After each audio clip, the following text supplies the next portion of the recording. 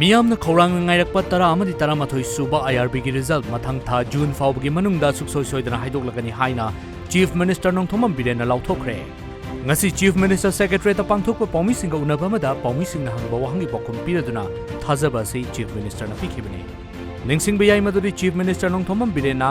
ahan batam taramathoi suba Manipur Legislative Assembly gi manung channa English ngani tara nipan ge December da Leiriba Indian Reserve Battalion IRB gi battalion ani asi low naba notification thokibani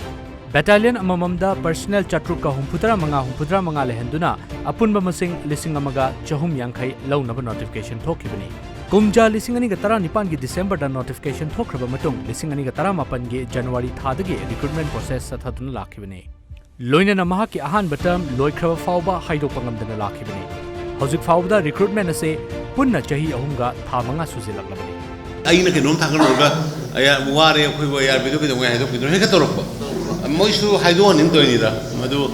kuideroi just ko aya ma process loisala hana kitang pallaga leiramba tasan khomjanba lisap to go popodo june hujik no natra loidore ko trampan sigi tha manung siding amoi sigi tha aduga june bawgi manung da di sungsoi soidana haidogani